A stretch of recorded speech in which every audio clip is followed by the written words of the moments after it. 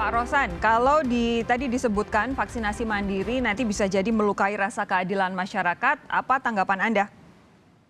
Oke, mungkin yang perlu saya sampaikan bahwa ini sebetulnya penerima akhir dari vaksin ini tetap gratis. Itu filosofinya. Oke. Nah, jadi yang saya mau sampaikan, walaupun perusahaan membeli, tapi kan ini untuk para pekerja kita, para karyawan kita, itu tetap gratis. Jadi itu pertama tidak ada yang merubah dari situ. Nah, kedua ini kan semua juga berjalan beriringan. Pemerintah mempunyai program vaksin gratis, dan kita dengan vaksin gotong royong, mereknya pun berbeda.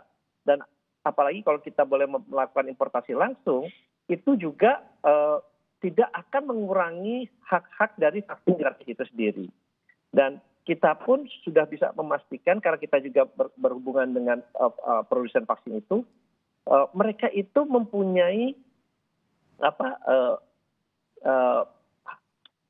jatah yang berbeda-beda. Jadi ada yang untuk B2G istilah mereka, ada yang B2B.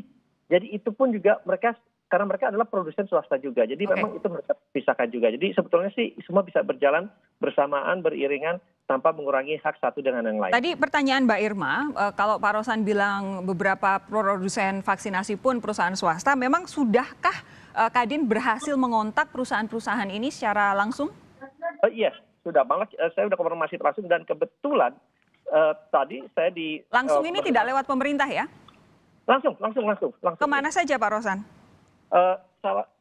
Teman-teman pengusaha ngontak ke AstraZeneca, ngontak ke Johnson Johnson, Moderna, kontak ke Sputnik. Malah Sputnik sudah merespon secara tertulis, dan suratnya dikirimkan, baru saya terima setengah hari ini.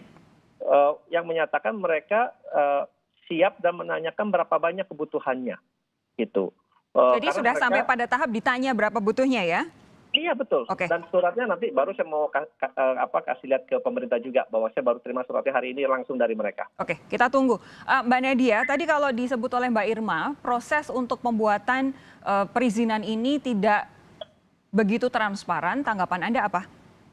Ya jadi Pak Menkes itu terakhir berkonsultasi dengan KPK ya tentang bagaimana kebijakan vaksin gotong royong ini bisa diambil kita dengan baik.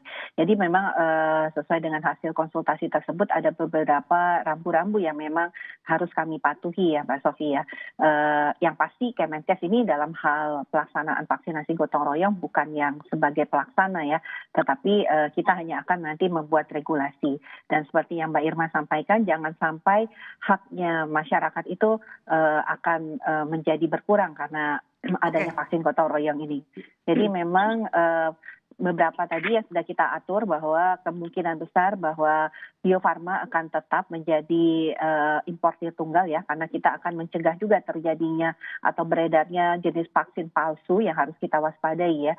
Jadi ini yang pertama, dan yang kedua tadi betul bahwa jenis atau mereknya harus berbeda dan harus mendapatkan izin penggunaan darurat dari Badan POM.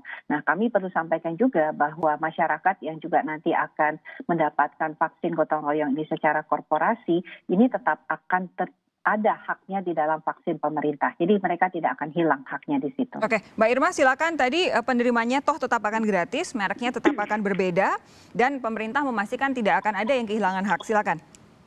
Oke, ya kami mengetahui Pak Menkes berkonsultasi dengan KPK itu ya. Bagus, tetapi kami ingin tetap menuntut bahwa pembuatan peraturan perundang-undangan, meskipun itu Permenkes, itu sebaiknya juga dibuat terbuka. Jadi masyarakat sipil juga dilibatkan, apalagi ini ada hak masyarakat sipil yang ada di situ. Nah, soal perbedaan merek, ini tadi yang sudah sampai Mbak. Jadi kalau ada berapa ya, kalau tadi disebut Sputnik misalnya yang sudah berkirim surat, efikasinya itu paling tinggi, 92%. Ya. Yang gratis hanya mendapatkan efikasi yang 65%. Nah ini kesenjangannya yang sudah sangat menohok sekali. Nah ini bagaimana kemudian pemerintah harus mempertimbangkan soal diskriminasi safety dan efikasi dari produk tersebut. Nah saya ingin menyampaikan di seluruh dunia ini saya kira belum ada perusahaan atau pihak swasta yang menginginkan melakukan vaksin mandiri. Saya ingin menyampaikan, tolong jangan ini vaksin gotong royong karena ada hak asasi manusia yang dilanggar. Ini menghijack makna kata gotong royong yang harusnya dilakukan dengan tulus, tidak ada konflik kepentingan dan lain sebagainya. Nah, jadi mungkin fakta diri saja Bu Nadia menggunakannya.